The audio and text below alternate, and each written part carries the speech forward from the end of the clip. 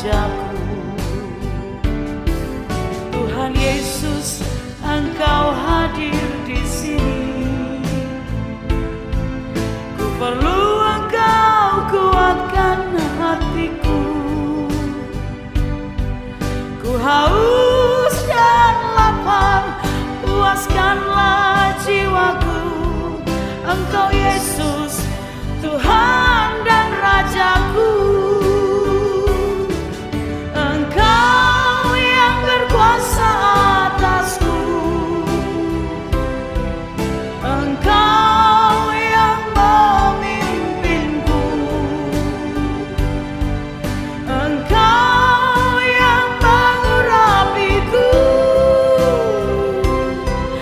Engkau Yesus yang menyertaiku.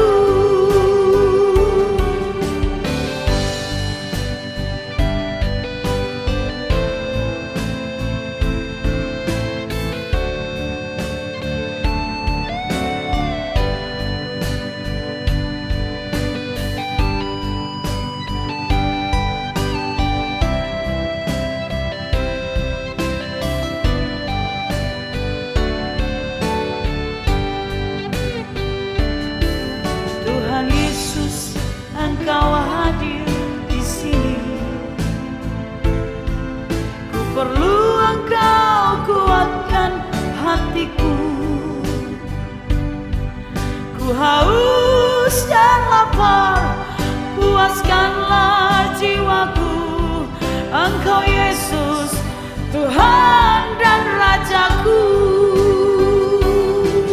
Engkau yang berkuasa atasku.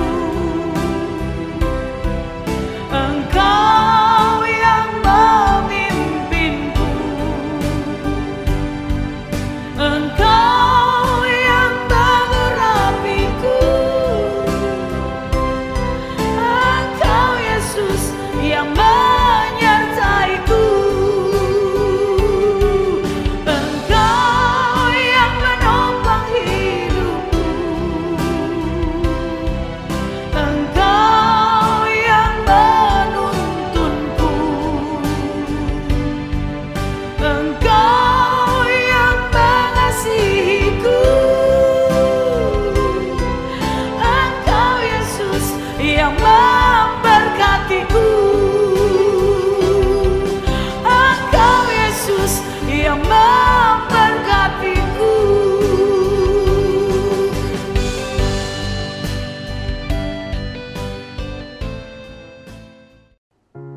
Selamat pagi jemaat terkasih. Di hari pertama bulan Agustus ini, saya ingin menyampaikan pesan singkat yang disajikan dari khotbah PDM Anita Ratu Edo MPDK pada Minggu 25 Juli 2021. Pesan ini berjudul, Kuatkan dan teguhkanlah hatimu, yang diambil melalui pesan Tuhan kepada Yosua dalam Yosua 1 ayat 6, 7, dan 9. Seperti seorang olahragawan yang membentuk otot tubuhnya dengan berbagai tantangan demi mendapatkan tubuh yang kuat, demikian juga dengan hidup kita Bapak Ibu. Semakin banyak tantangan yang kita alami dalam hidup ini, maka iman kita akan menjadi semakin kuat. Kira-kira mengapa ya Bapak Ibu kita harus menguatkan dan meneguhkan hati kita? Ada yang tahu? Yang pertama, kita harus menguatkan dan meneguhkan hati kita karena dalam hidup ini setiap tantangan harus dihadapi. Kita harus bersedia dalam menghadapi segala tantangan di hidup ini karena pencobaan itu datangnya tiba-tiba loh Bapak Ibu, seperti tamu yang tak diundang. Kalau misalnya nih, kita belajar dari Hansip, mereka itu selalu berjaga-jaga agar tidak ada maling yang berkeliaran. Oleh sebab itu, dalam menjalani hidup pun kita harus berjaga-jaga agar tidak kecolongan. Tetaplah pelihara iman kita di dalam Tuhan ya Bapak Ibu, karena orang yang hidup oleh iman akan hidup dalam damai sejahtera. Selanjutnya, yang kedua, mengapa kita harus menguatkan dan meneguhkan hati? Karena dalam hidup ini terdapat berbagai tantangan yang membuat kita tidak bisa balik lagi ke belakang. Terkadang ya Bapak Ibu, dalam hidup ini kita diperhadapkan pada satu titik di mana kita tidak bisa kembali dan kita harus tetap fokus ke depan dalam menjalani hidup. Tidak melihat kembali ke masa lalu, tetapi terus melangkah maju. Di sepanjang perjalanan hidup bangsa Israel, seringkali mereka diperhadapkan dengan tantangan-tantangan yang membuat mereka ingin mundur dan kembali ke Mesir. Tetapi Tuhan menghendaki mereka untuk melangkah maju menuju tanah perjanjian sebagai penggenapan janji Allah. Mari Bapak Ibu, kalau kita ingin memperoleh kemenangan dalam hidup ini, tetaplah fokus untuk melangkah maju dan melihat karya Allah yang besar dalam hidup kita. Yang terakhir, kenapa kita harus menguatkan dan meneguhkan hati? Karena setiap tantangan di hidup ini harus diselesaikan dengan baik. Banyak orang yang bisa menyelesaikan tugas dan tanggung jawabnya, tetapi hanya sedikit orang yang bisa menyelesaikan pekerjaannya dengan baik, tidak bersungut-sungut, tidak menunda-nunda, dan tetap berpengharapan kepada Tuhan.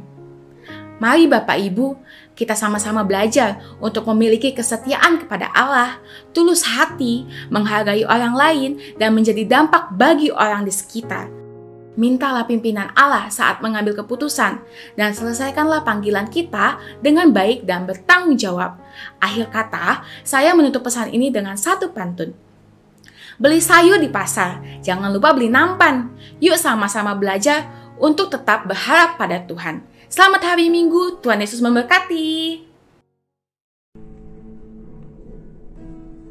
Shalom, selamat pagi Bapak Ibu, jemaat yang dikasihi oleh Tuhan Yesus Kristus. Senang pagi hari berjumpa kembali dalam ibadah minggu di Gereja Bethel Indonesia GBI Kasih. Mari kita mau bersyukur kepada Tuhan dengan segenap hati. Kita datang dengan sungguh-sungguh di hadapan Tuhan. Bapak Ibu, kita awali dengan doa terlebih dahulu. Kita tundukkan kepala. Terima kasih Tuhan Yesus buat waktu yang luar biasa Engkau berikan bagi kami. Kesempatan buat pagi hari ini kembali Tuhan Yesus kami rindu memuji, menyembah Engkau, memberi yang terbaik dari hidup kami untuk Engkau. Sebab itu Tuhan, pengurapan Allah, kuasa Allah mengurapi setiap kami, baik hamba-Mu yang di tempat ini, bahkan setiap jemaat Tuhan yang ada di rumah. Kami sama-sama dalam pengurapan dan kuasa Allah, dan biarlah ibadah hari ini mempermuliakan nama Tuhan. Dalam nama Yesus kami berdoa dan kami mengucap syukur. Haleluya. Amin. Puji nama Tuhan. Bapak Ibu, kita mau menyembah Tuhan. Terima kasih Tuhan Yesus. Sungguh kasih-Mu besar atas hidup kami. Sungguh kuasa-Mu besar atas kami. Dan itu tidak berubah Tuhan. Dulu, sekarang, sampai selama-lamanya. Kami mau mengangkat tangan kami. Kami mau memuji Engkau. Allah yang sungguh baik, amat baik dalam hidup kami. Haleluya, haleluya. Kami rendahkan hati kami. Sungguh besar setia-Mu. Amin. Nyata di sepanjang hidupku, jarakmu telah layakan kehidupanku.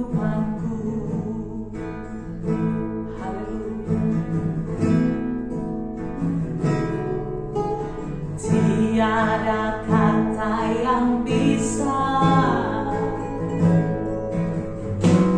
lukiskan indahnya Kau Tuhan. Bagi-Mu segala pujian dan kemuliaan.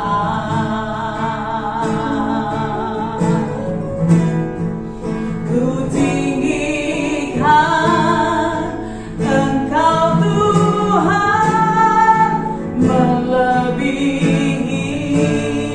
segalanya.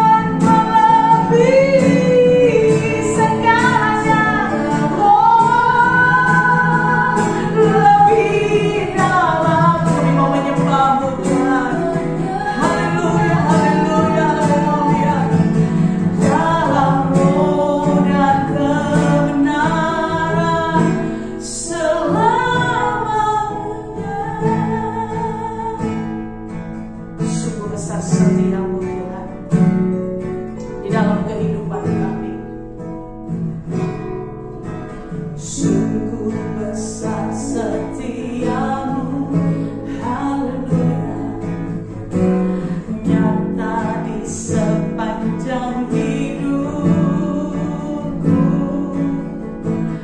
Darahmu telah layakkan kehidupanku, tiada kata yang bisa, oh, tiada kata yang bisa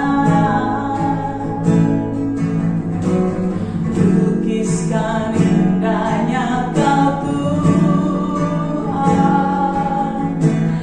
Bagimu segala pujian dan kemuliaan.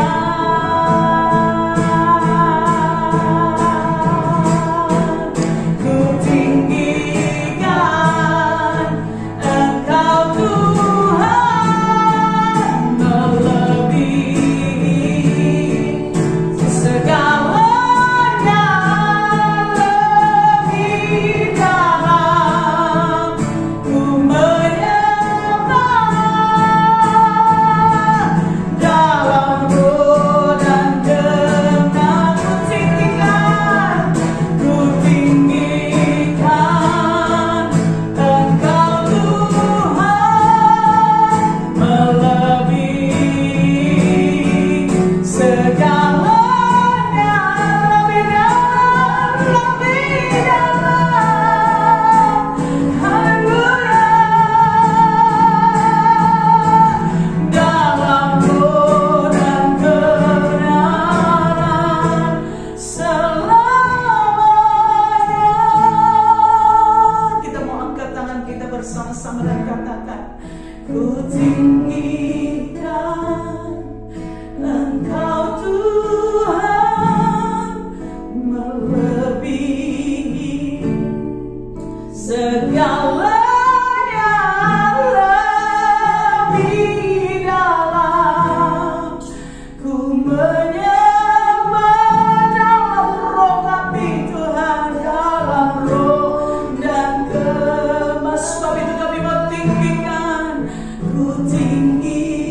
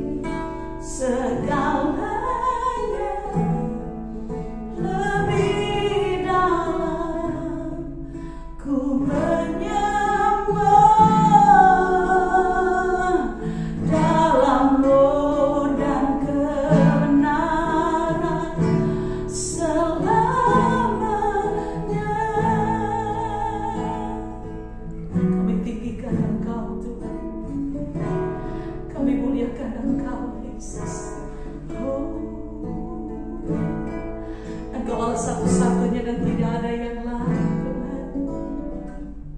Engkau yang terbesar, Engkau yang terhebat, Engkau yang termulia.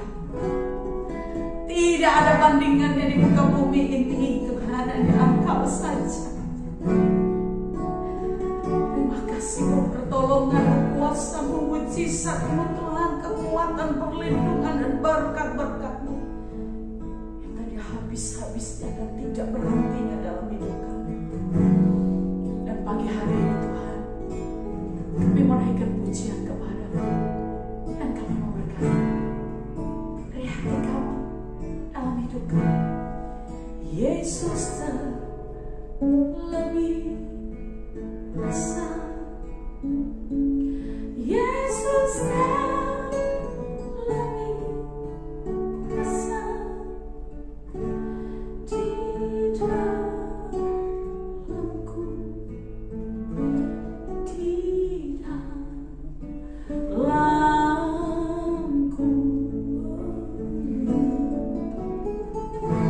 Yesus terlebih besar, Yesus terlebih besar di dalamku, di dalamku.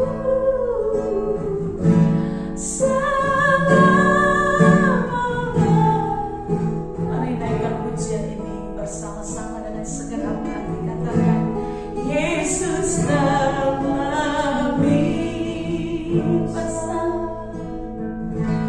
Yesus terlebih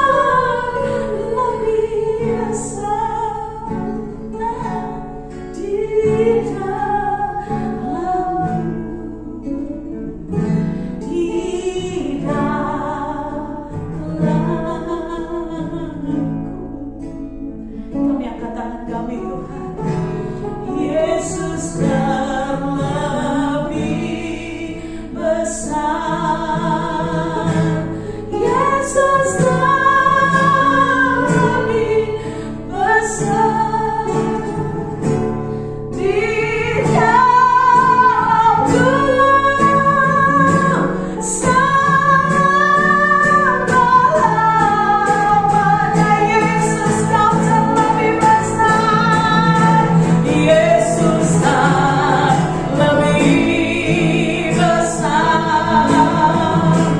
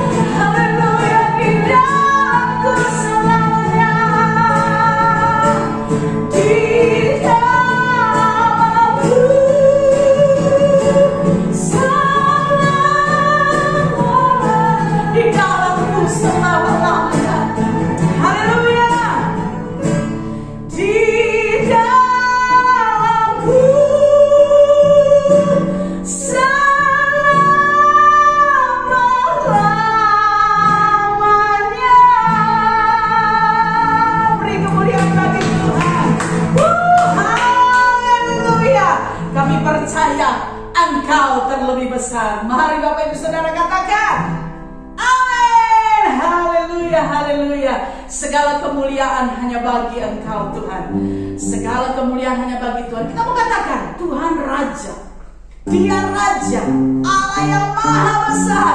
Mari Bapak Ibu datang menyembah Dia dengan kesungguhan hatimu, bawa rasa ucapan syukurmu dan terima kasihmu kepada Allah. Maka hari ini kita bersuka cita karena Tuhan. Haleluya. Nyanyikan pujian ini bersama-sama. Tuhan Raja Maha Besar. Ya. Mari datang menyembah Dia. Tuhan Raja. Tuhan Raja Maha Besar. Mari datang menyembah Dia. Haleluya. Dia pencipta dunia ini. Dia pembentuk gunung-gunung. Kehadirannya datanglah. Jadi bersyukur padanya. Dengan bersuka bernyanyilah. Dia batu keselamatan. Puji dia Tuhan Raja Maha Besar. Tuhan Raja Maha Besar. Tuhan Raja Maha Besar. Amin.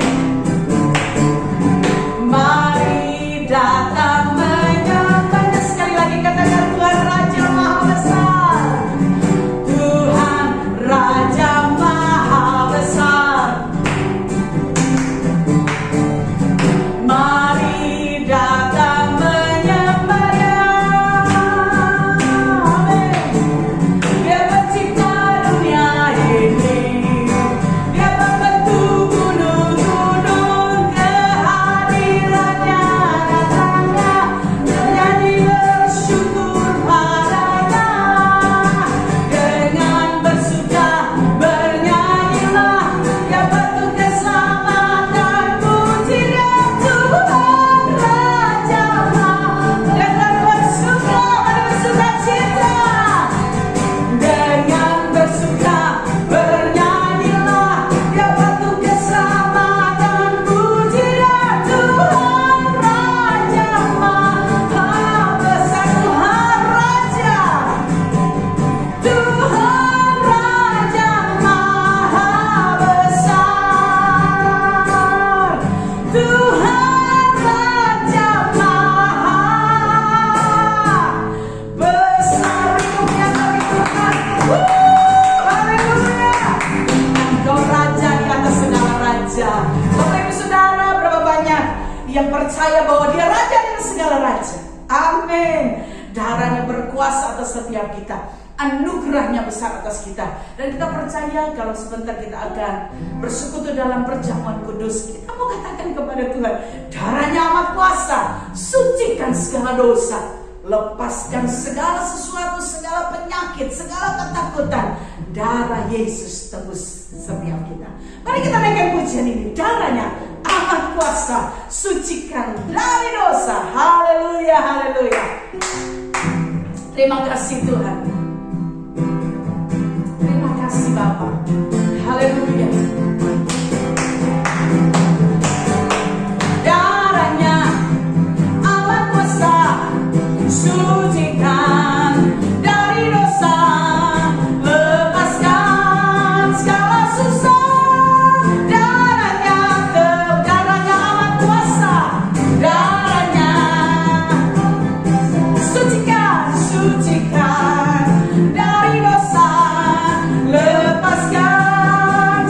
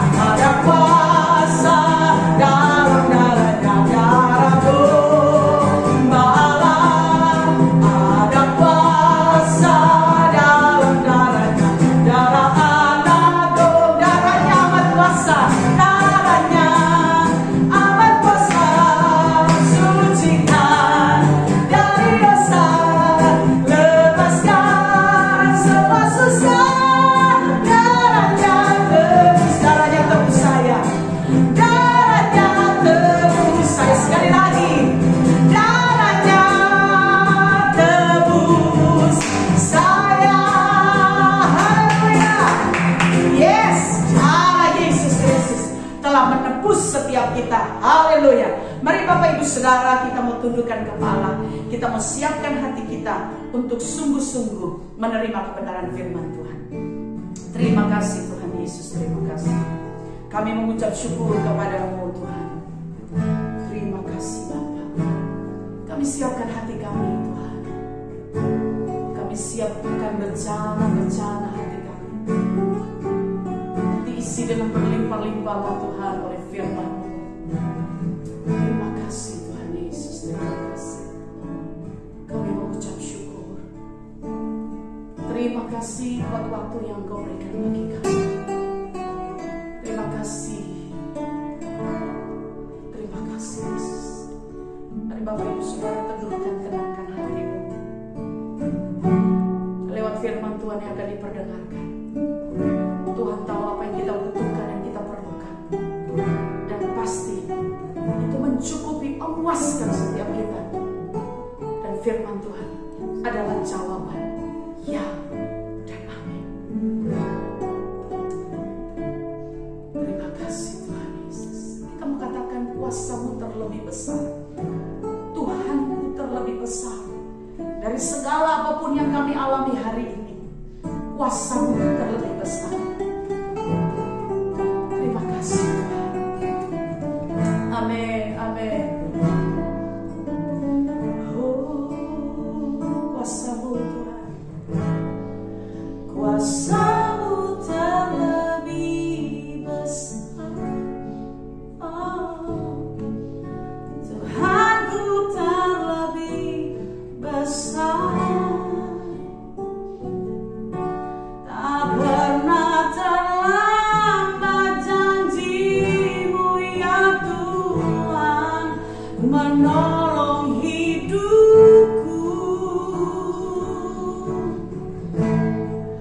Kuasa-Mu terlebih besar, Tuhanku terlebih besar. Tak pernah terlambat janji-Mu ya Tuhan, pulihkan hidupku. Hanya Kau Tuhan penolong. Hanya Kau Tuhan penolongku.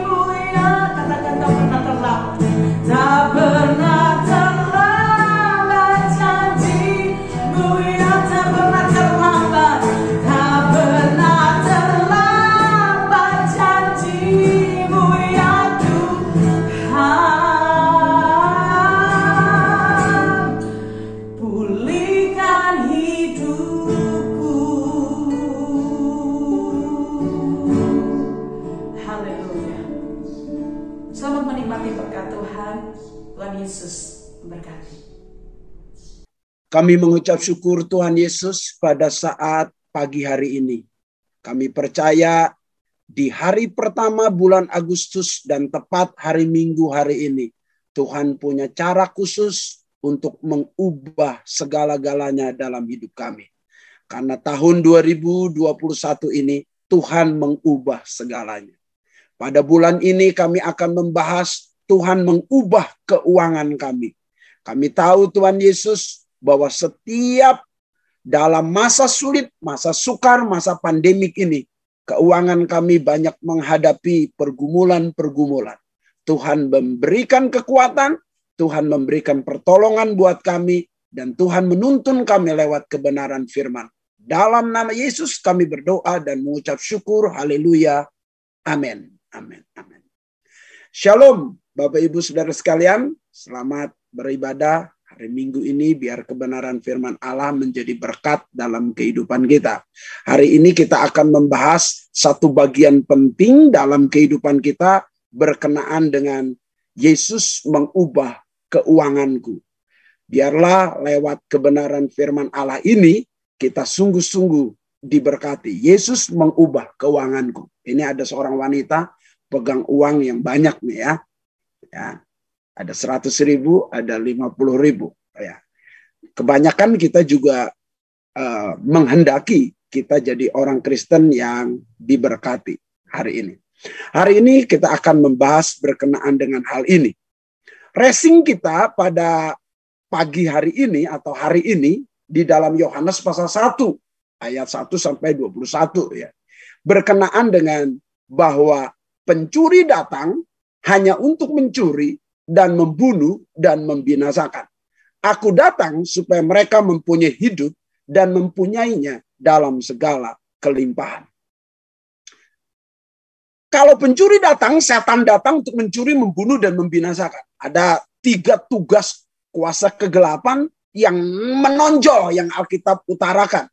Yaitu mencuri, membunuh, dan membinasakan. Lihat banyak orang ya, yang sudah kaya, punya uang, tapi kekayaannya, keuangannya dicuri, ya. Tapi juga akhirnya dibunuh oleh kekayaan itu, juga akhirnya dibinasakan. Ya. Itu memang pencuri. Pencuri datang, yaitu kuasa kegelapan, yaitu setan, memang mau menghancurkan kehidupan manusia. Itu titik terakhirnya. Tapi bandingkan dengan Yesus. Yesus datang supaya mereka mempunyai hidup dan mempunyainya dalam segala kelimpahan. Jadi racing hari ini yang saya bagikan kepada semua, yaitu renungan singkat yang saya bagikan ke jemaat, ya. Yesus datang mempunyai hidup dan mempunyainya dalam segala kelimpahan. Kalau kita menjadi orang Kristen yang hari ini tidak hidup dengan segala kelimpahan, ya, bukan berarti rancangan Allah gagal, rancangan Allah salah, program Allah salah, bukan. Allah merancang saudara hidup dalam segala kelimpahan. Baik kesehatan, keuangan, baik dalam kehidupan, saudara dirancang untuk segala kelimpahan. Namun kalau tidak terjadi, bukan berarti program Allah salah. Program Allah pasti benar. Ya. Yang penting di sini perlunya evaluasi dalam hidup kita. Mengapa kita tidak hidup berkelimpahan? Mungkin kurang kerja keras. Mungkin kurang sungguh-sungguh. Mungkin kurang tekun. Mungkin cepat lemah. Mungkin hati dan kehidupannya tidak kuat, imannya tidak kuat. Akhirnya saudara-saudara gagal dalam setiap kehidupan. Sebetulnya kata kelimpahan, apa yang dimaksud dengan kelimpahan? Peruseo dalam bahasa Yunani. Saudara-saudara yang dikasihi oleh Tuhan, kelimpahan di sini, saudara-saudara, bukan untuk diri sendiri. Ya, ini kan tentang gembala yang baik. Gembala yang baik bagi domba-dombanya. Kelimpahan bagi domba-domba adalah kelimpahan apa? Rumput yang hijau. Artinya cukup makan, cukup minum, cukup segala-galanya. Dicukupkan oleh siapa? Dicukupkan oleh gembala agung itu. Jadi Bapak Ibu Saudara sekalian, Tuhan menyediakan segala berkat cukup bagi kita. Melimpah-limpah. Sebab kalau kita menggembalakan kambing domba, rumput yang di sini dimakan, lalu habis, pergi ke rumput yang lain, ke lokasi yang lain. Rumput yang di sana yang kita makan itu, yang domba-domba makan itu udah tumbuh lagi. Terus makan lagi, balik lagi situ. terus, tumbuh terus. Karena rumput terus berkembang dan bertumbuh. Ya, dalam hal seperti ini, domba-domba tidak kelaparan, domba-domba berkelimpahan. Arti periseo di sini kelimpahan yang tanpa batas. Rumput itu tumbuhnya tidak terbatas, terus menerus. Tidak pernah besok kekurangan atau rumput itu besok tidak tumbuh, terus tumbuh. Artinya apa di sini? Kelimpahan yang dimaksud oleh Tuhan, orang-orang yang berharap pada Allah, orang-orang yang percaya kepada Allah pasti terjamin hidupnya. Makan, minum terjamin hidupnya. Pemeliharaan terjamin hidupnya. Perlindungan dan penjagaan terjamin hidupnya. Dijamin oleh siapa? Dijamin oleh Tuhan Yesus Kristus. Katakan amin. Lihat pada masa pandemik ini. Kita semua sudah dijamin. Dijamin. Kita tidak kekurangan. Tuhan senantiasa melimpahkan. Dan senantiasa ada kecukupan dalam hidup kita. Saya ingin belajar. Kelimpahan yang dimaksud bukan berarti kelimpahan yang sering kita prediksikan untuk kepentingan diri kita. Dalam Lukas pasal 12 ayat 13 sampai 21, orang berpikir ini kelimpahan, tetapi justru berpikir terbalik apa yang diajarkan oleh Yesus tentang kelimpahan. Alkitab Lukas pasal 12 ayat 13 sampai 21. Seorang dari orang banyak itu berkata kepada Yesus, "Guru, katakanlah kepada saudaraku supaya ia berbagi warisan dengan aku." Ya. Tetapi Yesus berkata kepadanya, "Saudara, siapakah yang telah mengangkat aku menjadi hakim atau pengantara atas kamu?" Katanya lagi kepada mereka, "Berjaga-jagalah dan waspadalah terhadap segala ketamakan." Ini nasihat Tuhan. Sebab walaupun seseorang berlimpah-limpah hartanya, hidupnya tidak bergantung pada kekayaannya itu. Hidup kita tergantung pada Allah. Kemudian dia mengatakan kepada mereka suatu perumpamaan, katanya. Ada seorang kaya, tanahnya berlimpah-limpah hasilnya. Ia bertanya dalam hatinya, apa yang harus aku perbuat supaya aku tidak sebab aku tidak mempunyai tempat di mana aku dapat menyimpan hasil tanahku saking berlimpah-limpahnya. Lalu katanya, inilah yang aku perbuat. Aku akan merombak lumbung-lumbungku dan aku akan mendirikan yang lebih besar dan aku akan menyimpannya dalamnya segala gandum dan barang-barangku. Sesudah itu aku akan berkata kepada jiwaku, hai jiwaku, kurang lebih begitu, ada padamu banyak barang tertimbun untuk bertahun-tahun lamanya. Beristirahatlah, makanlah, minumlah, dan bersenang-senanglah. Tetapi firman Tuhan datang kepadanya. Hai engkau orang bodoh, pada malam ini juga jiwamu akan diambil daripadamu. Dan apa yang telah kau sediakan itu, untuk siapakah itu nanti? Demikian jugalah dengan orang yang mengumpulkan harta bagi dirinya sendiri, jikalau ia tidak kaya di hadapan Allah. Bapak, Ibu, Saudara sekalian, dalam peristiwa ini ada seorang dari antara orang banyak berkata kepada Yesus, Guru, katakanlah kepada saudaraku supaya ia berbagi warisan dengan aku. Saya akan memberi pelajaran dasar berkenaan dengan hal ini. Yaitu jangan ribut gara-gara warisan. Bapak Ibu tidak boleh ribut gara-gara warisan ya. Jemaat Tuhan yang Tuhan percayakan kepada saya untuk dipimpin, digembalakan, jangan ribut karena warisan. Mengapa? Karena warisan itu hasil usaha dan kerja keras orang tua kita. Sekali lagi, warisan itu hasil usaha dan kerja keras dari orang tua kita. Hasil keringat mereka. Hasil tabungan orang tua kita. Hasil jerih lelah orang tua kita. Jadi milik siapa? Harta itu ya milik orang tua kita. Bukan hasil kerja keras kita soalnya. Jadi ingat, tidak pantas kita ribut karena warisan. Tidak pantas. Saya berharap Bapak Ibu Saudara sekalian tidak boleh ribut gara-gara warisan. Tidak pantas. Karena itu bukan milik kita, bukan hasil usaha dan kerja keras kita, bukan kita yang nabung, bukan kita yang berjerih lelah. Itu orang tua kita. Nah itu jika kita dikasih, diberikan, saudara terima. Tapi jika saudara tidak menerima warisan, saudara jangan marah dong. Itu bukan hasil saudara kok. Bukan hasil kerja saudara kok. Saudara jangan nuntut dong. Itu bukan hasil usaha saudara. Jangan nuntut dong. Itu bukan yang seharusnya. Harusnya saudara miliki. Bukan. Hasil kerja keras saudara itu yang harus saudara miliki. Sekalipun secara hukum saudara adalah anaknya. Saudara berhak. Tapi sesungguhnya warisan itu adalah hasil kerja keras orang tua. Bukan saudara. Jadi jangan ribut gara-gara warisan. Lebih baik coba belajar. Berusaha sendiri. Itulah kebahagiaanmu. Belajar, saudara kerja keras. Menghasilkan uang. Saya pertama kali belajar kerja keras melakukan suatu. Ya, lalu dapat motor. Motornya motor unik lagi, motor China. Mereknya Sunda. Dulu ada Zialing segala. Tapi itu bahagia, bangga. Karena bukan warisan. Bukan dibelikan oleh orang tua. Bukan. Karena hasil kerja keras. Kan lebih senang, saudara-saudara. Daripada saudara ribut gara-gara warisan. No. Kita harus bertobat soal ini. Mengapa? Jika kita hidup karena warisan, itu sangat berbahaya. Sangat berbahaya. Coba kita lihat beberapa nasihat dari orang besar. Ya. Warren Buffett misalnya. Dia menasihati. Saya ingin memberi anak-anak saya bagian yang cukup. Yang cukup. Agar mereka merasa bisa melakukan apapun. Saya tidak akan memberi terlalu banyak. Karena dapat membuat mereka tidak bisa melakukan apapun. Akhirnya karena terlalu banyak.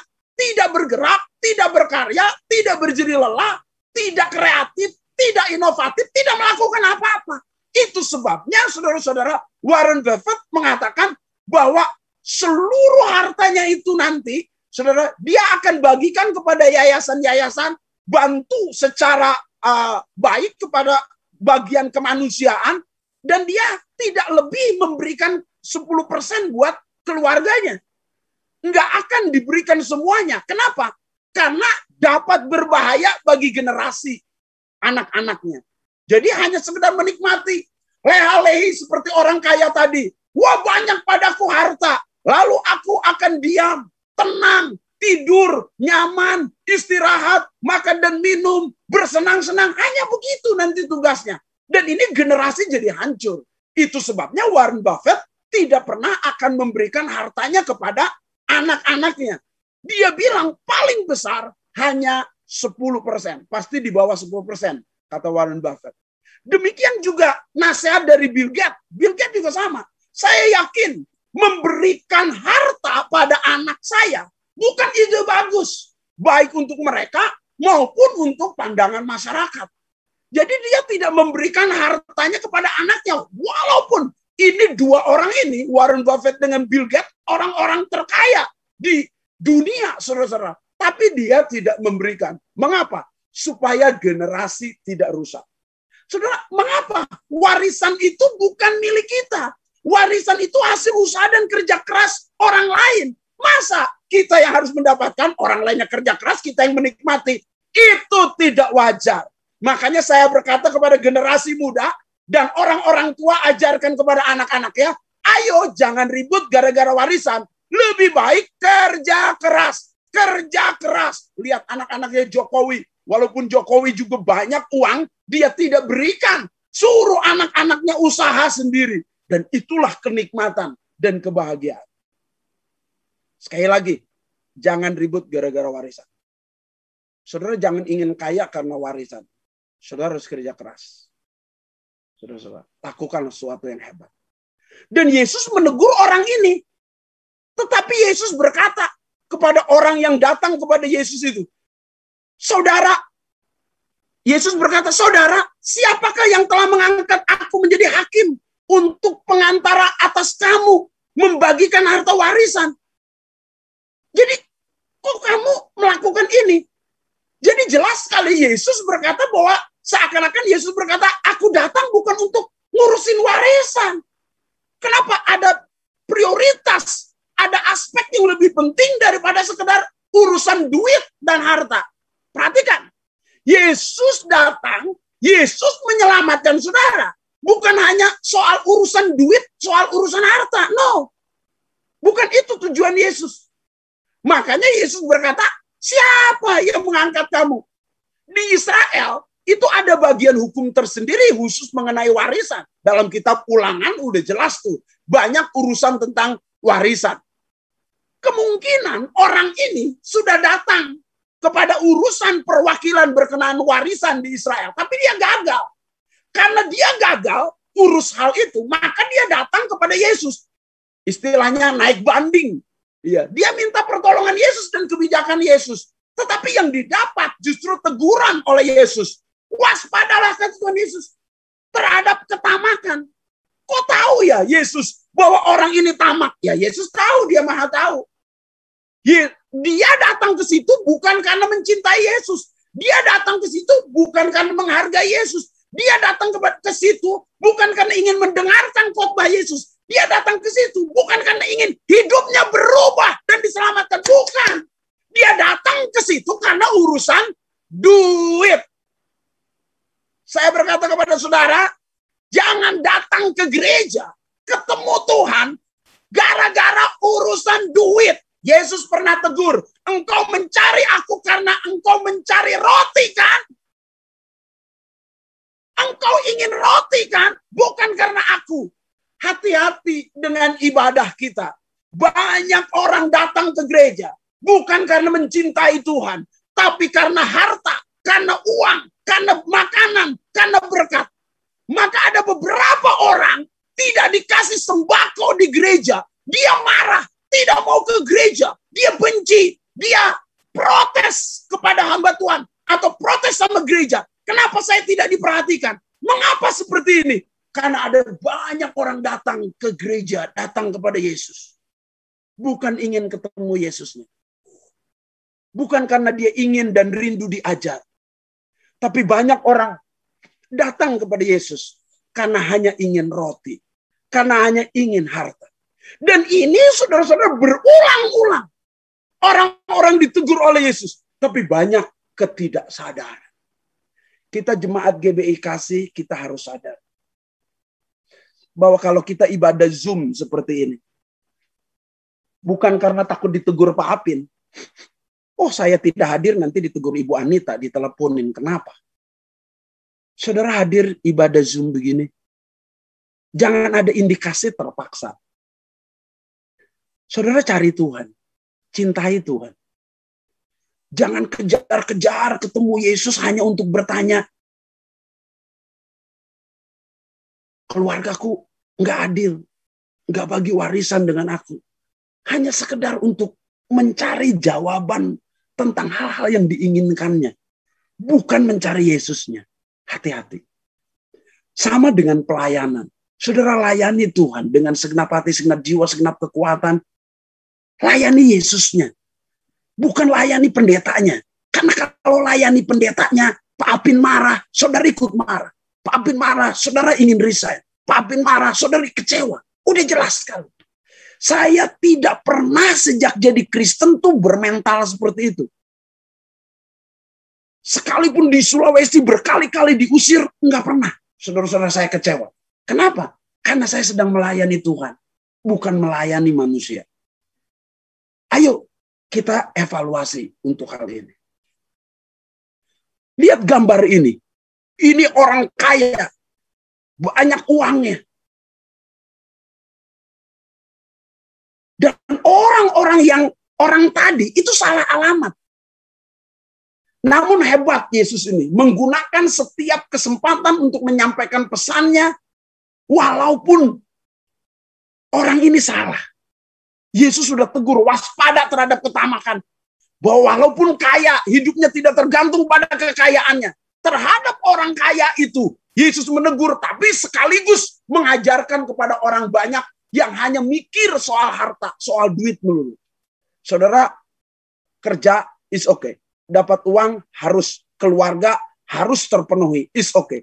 Tapi hidupmu, tujuan hidupmu bukan hanya untuk uang. Perhatikan.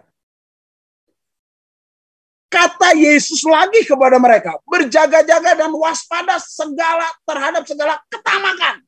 Sebab walaupun seorang berlimpah-limpah hartanya, hidupnya tidak tergantung pada kekayaannya itu.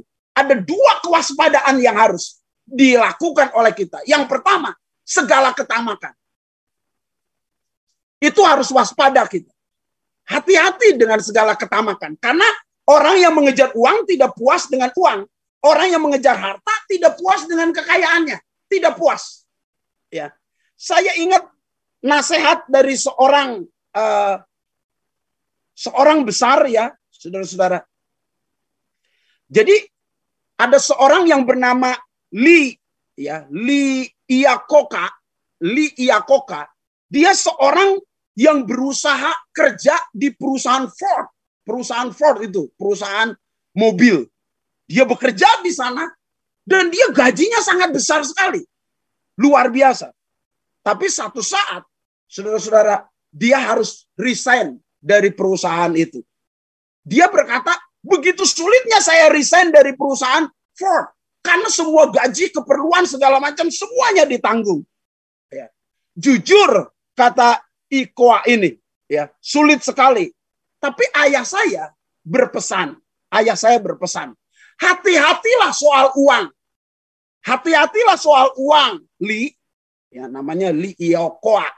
Ya, itu orang Itali. Ya. Ayah saya berpesan, hati-hatilah dalam soal uang. Jika kamu mempunyai 5.000, pasti kamu ingin 10.000. Jika kamu punya uang 10.000, pasti kamu ingin 20.000. Jika kamu punya motor, pasti ingin punya mobil. Kalau kamu punya mobil 1, pasti ingin punya mobil 2 atau 3. Setelah ingin punya mobil banyak, kamu pasti ingin punya mobil mewah. Lalu dia berkata kepada ayahnya, benar sekali ayah, berapapun banyaknya uang, tidak pernah akan puas. Saya berkata kepada Bapak Ibu Saudara sekalian, orang kaya yang diumpamakan Tuhan Yesus ini juga tamak. Dia memperbesar lumbungnya. Dia membongkar. Dia lebih banyak lagi menimbun hartanya. Terus tamak. Nggak pernah puas soal uang. Orang yang mengejar uang tidak puas dengan penghasilannya. Orang yang mengejar materi tidak akan puas dengan penghasilannya. Udah pasti. Tidak pernah puas. Rockefeller pernah ditanya, kapan Anda cukup soal uang? Dia berkata, sedikit lagi dari apa yang sudah kami miliki. Padahal dia termasuk orang yang paling kaya di Amerika. Tetapi dia berkata, kapan puas? Ya, dengan kata lain dia berkata, tidak pernah puas. Sedikit lagi kami akan puas. Padahal nggak pernah puas. Saudara-saudara. Dan yang kedua yang dinasehatkan oleh Tuhan kepada orang kaya ini, walaupun seorang berlimpah-limpah hartanya, tidak bergantung pada kekayaannya itu. Jadi jangan andalkan kekayaan. Jangan andalkan kekayaan. Saya punya teman, saudara-saudara, punya berbagai toko, saudara-saudara. Di proyek Senen, saat kebakaran, ludes habis. Dia punya toko, saudara-saudara, di Tanah Abang. Saat dibongkar, semua habis. Jadi jangan andalkan kekayaan. Semua bisa habis lenyap dalam seketika. Saudara, andalkan Tuhan. Itu nasihat paling penting oleh Tuhan Yesus. Berjaga-jaga dan waspadalah. Inilah orang kaya itu. Dia hanya bersenang-senang, makan anggur, minum. Saudara-saudara, dia sedang mendirikan lumbung yang lebih besar. Lumbung yang lama dia bongkar. Inilah orang kaya yang bodoh yang disebut oleh Tuhan Yesus Kristus. Yesus halus sekali memberikan perumpamaan tentang orang kaya yang bodoh ini. Dia hanya merancang, memupuk kekayaan untuk lebih banyak saja. Ya, inilah rancangannya. Rancangannya yang pertama, membuat lumbung yang lebih banyak dan lebih besar. Rancangan kedua, menyimpan di situ. Rancangan ketiga, dia persiapkan untuk masa depan. Tujuannya apa masa depannya? Dirinya supaya bersenang-senang, bahagia, bisa beristirahat, artinya tidak melakukan sesuatu. Yang tadinya aktif jadi pasif, yang tadinya bekerja jadi leha-lehi. Ini karena banyak hartanya. Terus makan dan minum. Jadi perut semakin besar. Mengembang ke kiri dan ke kanan. Bersenang-senang. Lihat. Perhatikan dalam programnya ini. Dalam programnya ini tidak ada sedikit pun dia merancang sesuatu yang baik. Dia ingin menjadi berkat gitu. Karena dia sudah diberkati, dia ingin menjadi berkat. Tidak dirancang oleh dia. Dia ingin membantu orang lain begitu? Tidak. Padahal Alkitab katakan, apa yang engkau lakukan untuk orang yang paling hina ini, engkau melakukannya untuk aku. Jadi tidak ada rancangan yang baik dalam hidupnya. Dia harusnya merancang supaya hidupnya lebih bermutu, lebih bermanfaat, lebih berdampak bagi orang lain. Tetapi orang kaya yang bodoh ini, dia tidak merancang untuk orang lain, keperluan bagi orang lain, keperluan bagi kepentingan Allah atau kepentingan sinagog atau bait Allah atau gereja, tidak mementingkan apapun. Dia hanya untuk berpusat pada egonya sendiri. Ujungnya supaya dia bisa bahagia, beristirahat, makan, minum, dan bersenang-senang. Jadi kerjanya dari aktif jadi pasif. Jadi dari kerja keras hanya untuk istirahat, bersenang-senang di akhir hidupnya. Ini tujuan macam apa yang begini? Ini rancangan apa yang begini? Jangan-jangan kita juga sama nih. Sedang disindir oleh Tuhan Yesus lewat perumpamaan ini. Jangan-jangan kita juga memupuk harta supaya nanti masa depan bisa istirahat, bisa makan minum, bisa bersenang-senang setiap hari. Pernahkah kita berpikir tentang orang lain? Pernahkah kita berpikir tentang orang lain yang tidak bisa bayar kuliah? Yang orang lain tidak bisa makan? Yang orang lain tidak bisa bayar obat-obatan di masa pandemi?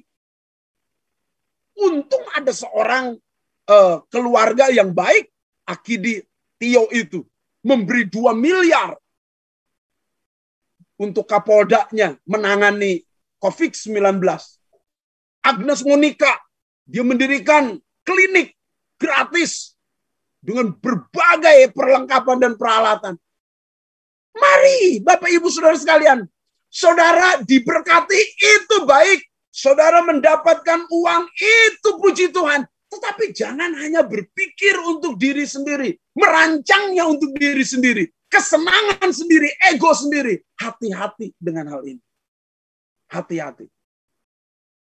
Mengapa orang kaya ini disebut oleh Yesus orang kaya yang bodoh? Yang pertama, bodoh karena dia tidak tahu tujuan hidupnya. Tetapi firman Allah berkata kepada orang kaya yang bodoh itu, kata Tuhan Yesus, pada malam ini juga jiwamu akan diambil daripadamu. Dan apa yang telah kau sediakan, untuk siapakah itu nanti? Demikian jadinya bagi orang yang mengumpulkan harta bagi dirinya sendiri, jikalau tidak kaya di hadapan Tuhan. Lihat, Yesus berkata, kamu orang bodoh. Kamu nyediakan itu siang malam banting tulang. Kalau malam hari ini kamu mati, untuk siapakah itu nanti? Perhatikan Bapak Ibu Saudara sekalian.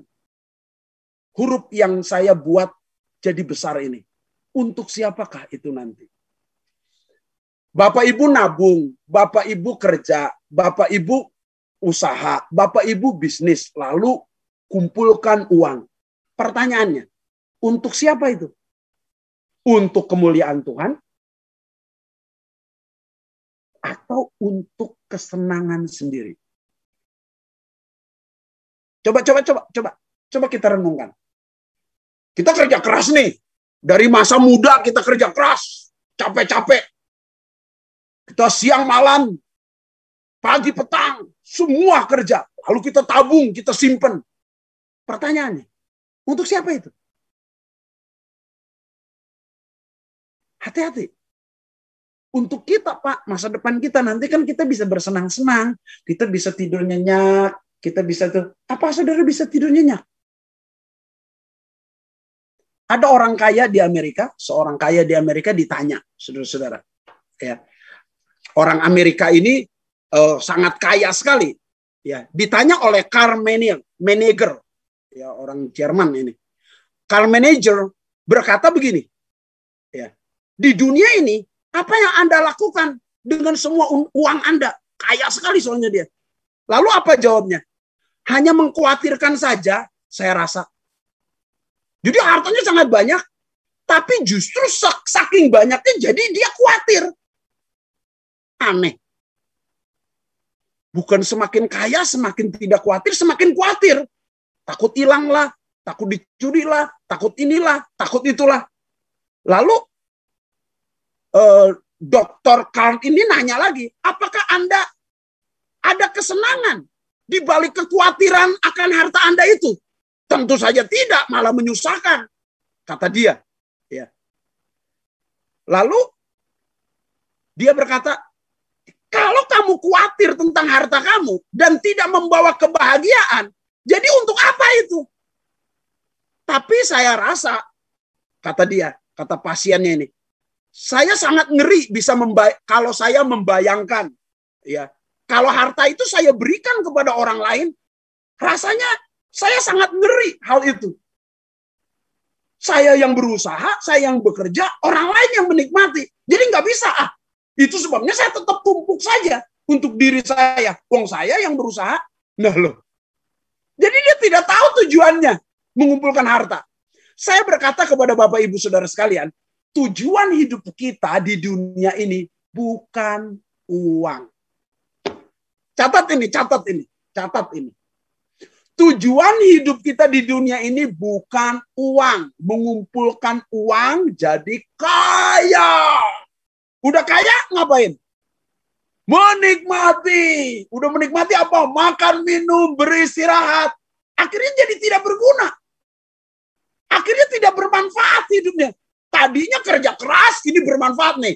Tadinya usaha, ini bermanfaat nih. Tadinya berbisnis, ini bermanfaat nih. Tadinya dia melakukan segala hal, ini bermanfaat dan berguna nih. Setelah kaya, justru hidupnya semakin tidak berkualitas. Hanya untuk senang-senang, pesta-pesta, menikmati, istirahat, dan tidak berguna. Itulah tujuan hidupnya. Waduh, salah besar sekali, dia tidak punya tujuan hidup. Makanya disebut bodoh oleh Tuhan Yesus. Hidupnya hanya diperbudak dari sejak muda, diperbudak untuk uang, diperhamba, dijajah, dan terikat pada uang. Waduh, hidup seperti ini sangat bodoh. Maaf Bapak Ibu Saudara sekalian. Diberkati, puji Tuhan, itu kepercayaan Tuhan dalam hidup kita. Tapi gunakan uang itu, saudara-saudara, untuk siapa? Untuk diri sendiri, untuk siapa? Untuk Tuhan dan kemuliaannya. Untuk siapa? Untuk sesama, membantu orang lain, keluarga kita, gereja kita, atau kerajaan Allah, atau untuk siapa? Saya tidak mendesak Bapak Ibu, ya, tidak mendesak Bapak Ibu harus melakukan apa. Coba evaluasi. Harus diri sendiri ini yang memutuskan, bukan pendeta. Sebab pendeta bisa mengarahkan khotbahnya, tujuan hidup saudara itu Tuhan. Tapi kalau saudara ingin tujuan hidupnya adalah harta, siapa yang bisa melarang? Siapa yang bisa mengubah? Kecuali saudara sendiri harus berubah. Kalau saudara tujuannya ke Surabaya, lalu saya beritahu tujuan ke Surabaya itu salah, harusnya ke Bandung. Kalau saudara tetap ngotot mau ke Surabaya, ya saya juga nggak bisa berbuat apa-apa. Sama tujuan hidup kita adalah untuk memuliakan Allah. Engkau buatan tanganku, kata Tuhan. Dan engkau diciptakan untuk kemuliaanku. Jadi kita diciptakan hidup kerja, hidup cari uang, hidup berusaha, kerja keras, studi untuk Tuhan.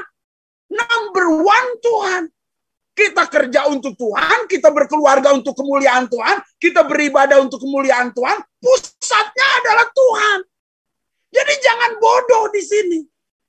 Karena kalau kita kaya pun, pusat kekayaan kita bukan untuk Tuhan, jadi untuk kesombongan. Allah menentang orang sombong, dan akhirnya hancur hidup kita. Awal kejatuhan adalah kesombongan, keangkuhan adalah awal kejatuhan. Wah, celaka kita. Disinilah orang kaya ini bodoh. Orang kaya ini bodoh sama sekali. Karena dia tidak tahu untuk siapa itu nanti. Saudara bekerja, saudara berusaha, saudara melakukan sesuatu, saudara untuk siapa? Ayo untuk siapa? Untuk Tuhan dan kemuliaannya, atau untuk siapa? Saudara, untuk keluarga saudara, untuk sesama, atau untuk siapa? Hati-hati, jangan mau tujuan hidup saudara hanya untuk uang, supaya kaya dan sebagainya. Itu salah. Ayo koreksi.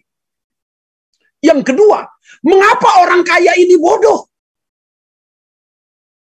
Dia pegang erat-erat uang yang banyak itu untuk kepentingannya. Kenapa disebut bodoh oleh Tuhan? Demikian jadinya dengan orang yang mengumpulkan harta bagi dirinya sendiri. Jika tidak kaya di hadapan Allah.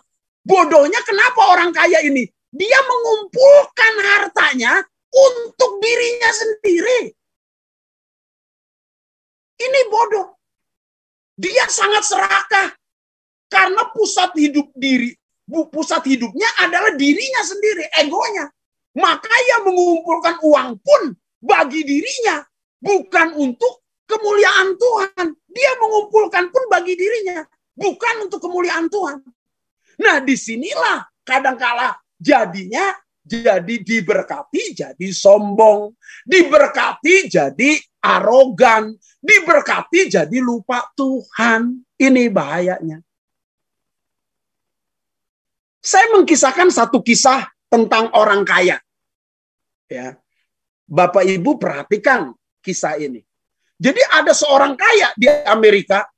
Wah, sombong sekali, saudara-saudara.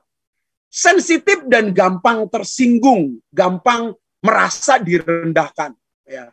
Istilahnya kalau orang Indonesia bilang, tahu nggak siapa saya? Nah gitu, sampai nggak kenal dirinya sendiri. Dia dirinya aja dia nanya sama orang lain, tahu nggak siapa saya? Ya, jadi dia nggak kenal dirinya sendiri. Saking kayanya tuh, sampai nggak kenal diri sendiri, saudara. Ya kalau nggak kenalan bagaimana?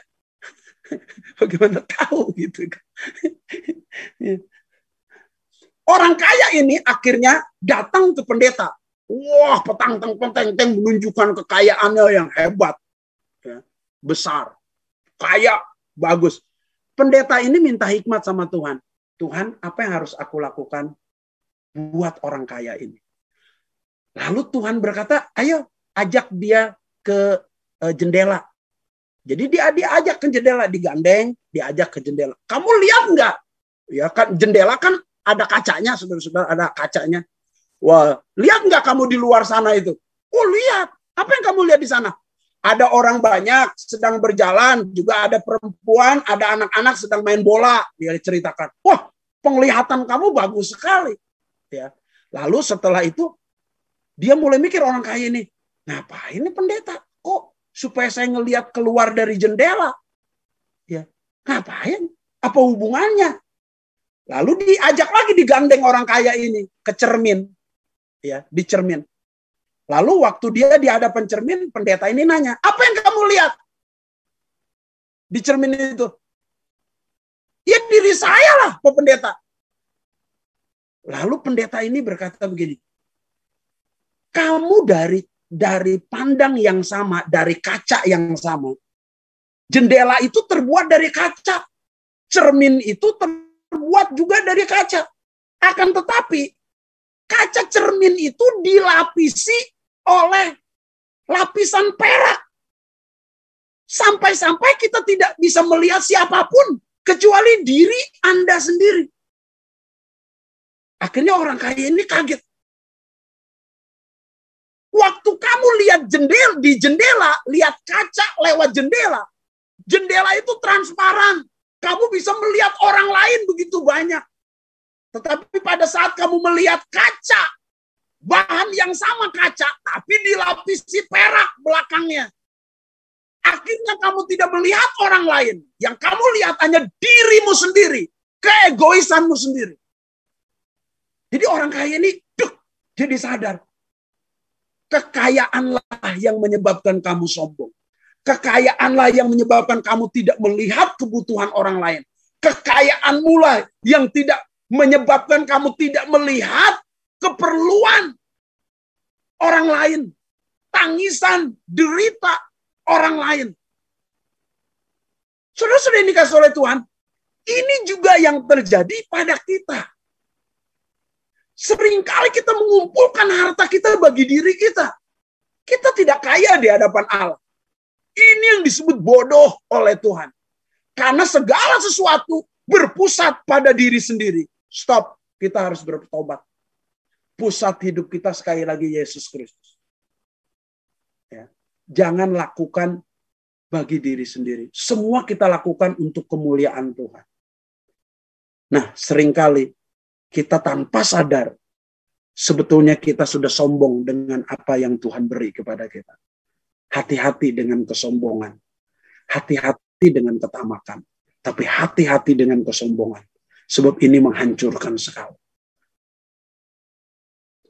Saya mengutip Amsal 11 ayat 4 itu. Pada hari kemurkaan, harta tidak berguna. Saya ketemu masa-masa pandemik ini ya. Ada CEO, ada direktur, ada pemilik bank, ada pemilik perusahaan A, perusahaan B di Meksiko, di mana gitu ya. Pada hari kemurkaan harta tidak berguna. Mati juga, saudara-saudara. Tetapi kebenaran melepaskan orang itu dari maut. Bodoh sekali orang kaya ini. Mengapa bodoh? Bodoh karena tidak mempersiapkan dirinya untuk kekekalan. Dia nggak pernah mikir setelah dia mati kemana. Dia tidak pernah memikir setelah dia mati ini harta ini untuk apa, untuk siapa. Nggak pernah dia mikir. Dia tidak pernah mempersiapkan dirinya untuk kekekalan. Hati-hati. Saya berharap kepada jemaat GBI Kasih, kita harus tidak boleh bodoh. Harus mempersiapkan diri kita. Tetapi firman Allah berkata kepadanya, hai engkau orang bodoh. Ini yang dicetak tebal oleh saya. Dicetak besar hurufnya. Malam ini juga jiwamu akan diambil daripadamu. Malam ini juga. Jadi nggak ada kesempatan lagi. Demikian juga dengan orang yang mengumpulkan harta bagi dirinya sendiri. Jikalau ia tidak kaya di hadapan Allah. Jadi kalau malam hari ini kesempatan kita diambil oleh Tuhan. Dan kita tidak mengumpulkan kekayaan di hadapan Allah, celaka. Orang yang paling bodoh, saudara-saudara, adalah mereka orang-orang kaya yang tidak membuat kekayaannya itu untuk kemuliaan Tuhan. Yang tidak membuat kekayaannya itu mempersiapkan untuk kekekalan. Hati-hati sekali. Bahaya sekali.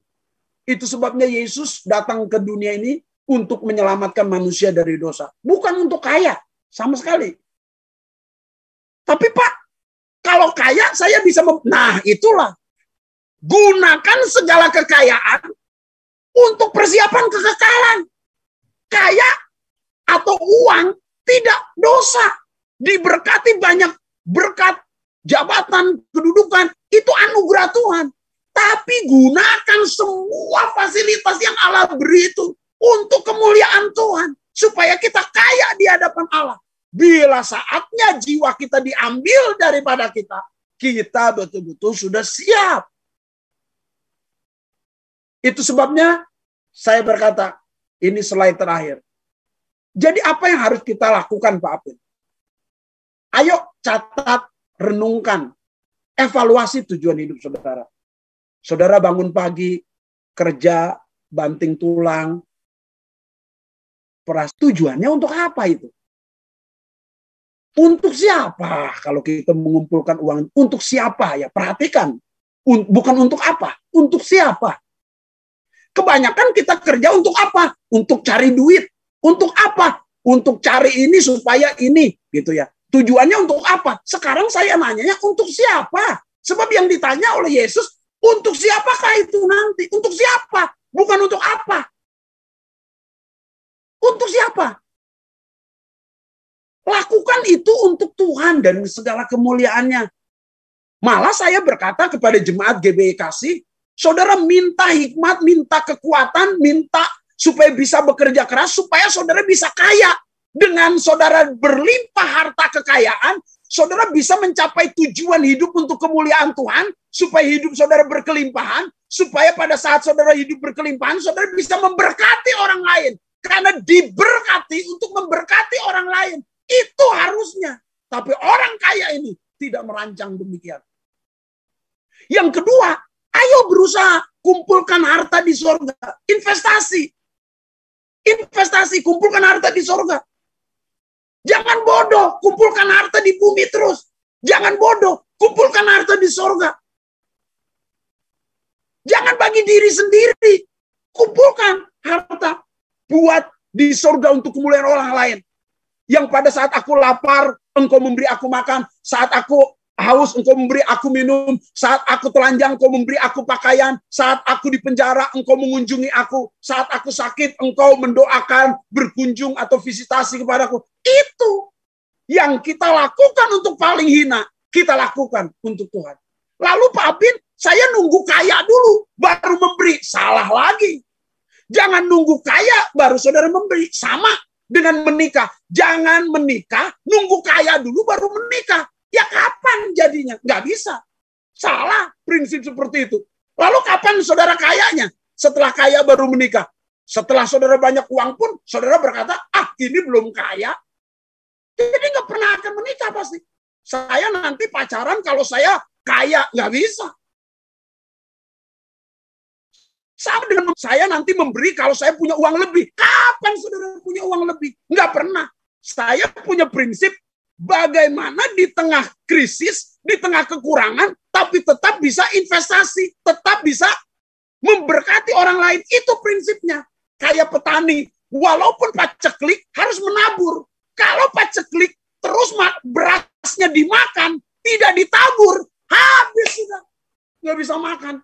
Jadi kumpulkan harta di sorga. Jangan untuk diri sendiri. Yang terakhir, yang ketiga, persiapkan sejak dini sekarang. Persiapkan diri saudara sejak sekarang. Jangan berkata begini, nanti saja. Setelah saya ini, nanti saja. Setelah bisnis saya sukses, nanti saja. Setelah deposito saya berkembang, nanti saja. Saya bantu gereja setelah saya sukses. Nanti kapan? Nggak pernah berakhir. Saudara hanya hidup di atas tumpukan uang-uang. Tetapi saudara tidak berguna dan bodoh. Hari ini kita berkata kepada Tuhan, Tuhan, saya mau menjadi orang yang murni. Engkau datang untuk memberi saya hidup berkelimpahan. Segala kelimpahan. Dan segala kelimpahan itu bukan tujuanku. Tetapi itu tujuanmu. Supaya aku berlimpah, sehingga tujuanmu tercapai lewat hidupku. Engkau datang supaya memberi kelimpahan dalam hidupku. Supaya lewat kelimpahan itu, aku mengumpulkan harta di surga, membantu banyak orang. Engkau datang supaya aku hidup berkelimpahan. Supaya apa? Supaya aku mempersiapkan diri dari sekarang, untuk mempersiapkan kekekalan masa yang akan datang. Amin. Mari kita tundukkan kepala, kita berdoa. Bapa di dalam sorga, kami bersyukur Tuhan Yesus, kami sudah mendengarkan kebenaran firman Allah. Firman-Mu itu pelita bagi kaki kami dan terang bagi jalan hidup kami. Renungan singkat kami Tuhan Yesus pada hari ini, yaitu di dalam Yohanes, bahwa pencuri datang untuk mencuri, membunuh, dan membinasakan. Tetapi Engkau datang untuk memberi hidup dan memberinya dalam segala kelimpahan. Kami percaya Engkau memprogram kami untuk hidup berkelimpahan. Tetapi kalau kami tidak bisa dipercaya, Engkau tidak memberikan kelimpahan kepada kami. Kalau kami tidak bisa menggunakannya dengan baik untuk kemuliaan-Mu, Engkau tidak mempercayakan kelimpahan itu pada kami. Tetapi hari ini Tuhan, percayakanlah kelimpahan itu kepada kami. Sebab kami sudah belajar ya Bapa, supaya kami menjadi orang Kristen yang tahu tujuan hidup kami. Bahwa kekayaan, kehormatan, kemuliaan, segala kelimpahan yang Kau beri ditujukan untuk kemuliaan-Mu, untuk membantu banyak orang. Tujuannya kepada siapa? Bukan untuk apa. Tuhan tolong kami, supaya kami jadi orang Kristen yang mengerti ya Bapa, bahwa Engkau memberkati kami dengan tujuan bagi kemuliaan Allah saja.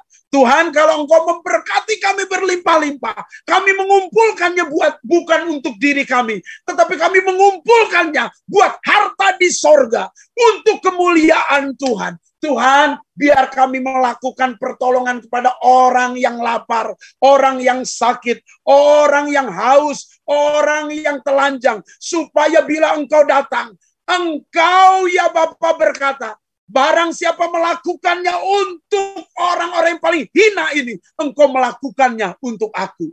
Tuhan, tolong kami supaya kami mempersiapkannya dari sejak sekarang. Kami tidak menunggu kami kaya dulu, baru kami memberi. Kami tidak menunggu kami berkelimpahan banyak uang dulu, baru kami melakukan perintah Tuhan yang benar. Tuhan tolong dan arahkan kami untuk menjadi lebih benar dari hari ke hari. Terima kasih, terima kasih, terima kasih Tuhan Yesus, terima kasih untuk kebenaran firman-Mu. Sikarala kata karala maka sakala balapalapa. Berene metokonia maka takarala maka sakala kata karala pasakarala balapalapa. Yesus, Yesus, Yesus, Yesus.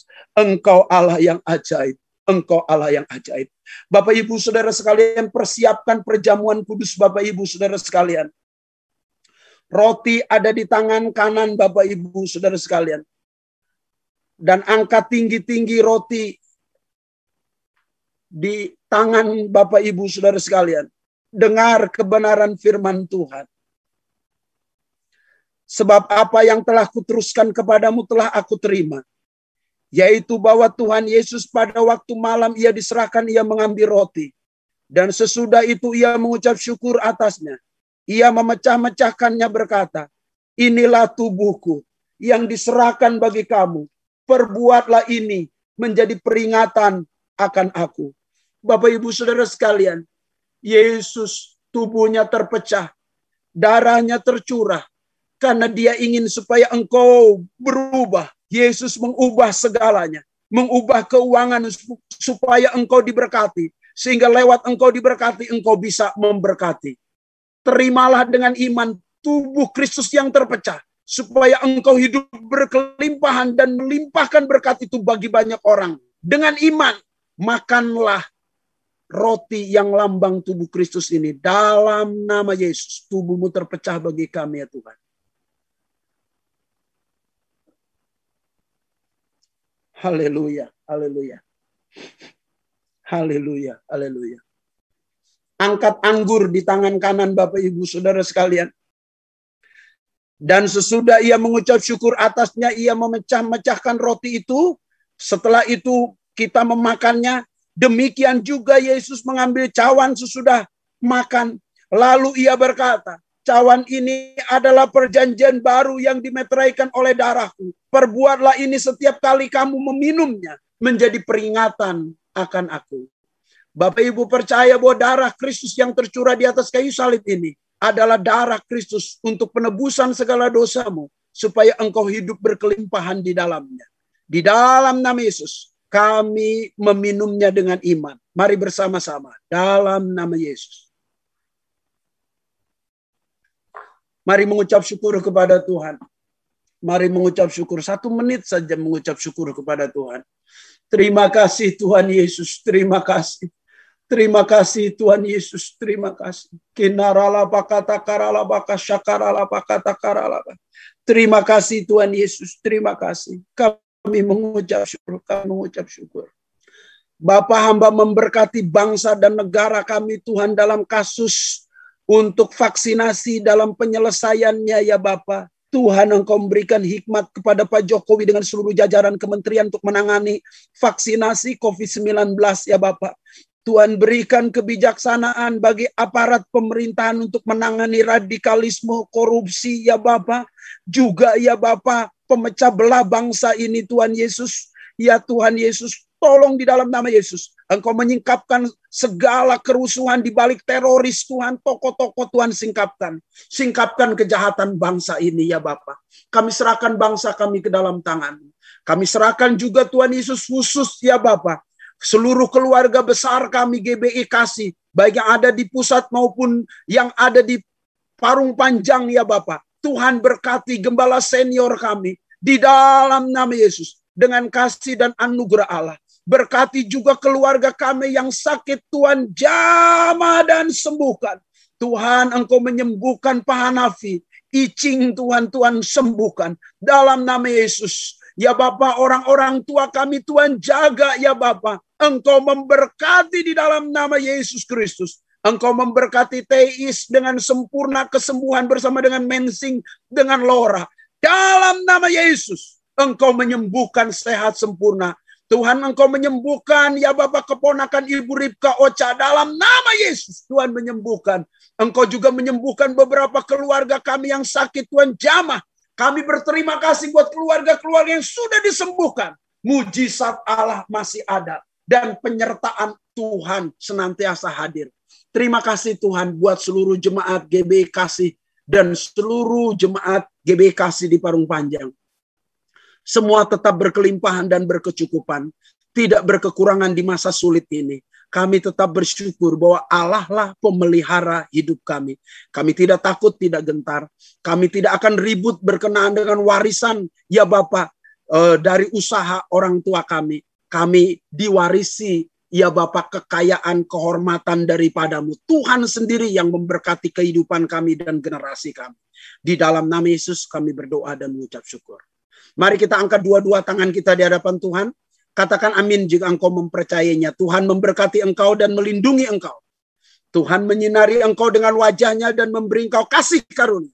Tuhan menghadapkan wajahnya kepadamu dan memberi engkau damai sejahtera. Terimalah segala berkat dari Allah Bapa, Allah Anak, dan Allah Roh Kudus. Turun atasmu dari sekarang sampai Maranatha. Tuhan Yesus datang kedua kali. Dalam nama Yesus kami menerima seluruh berkat Allah ini. Haleluya. Amin. Selamat hari Minggu. Tuhan memberkati.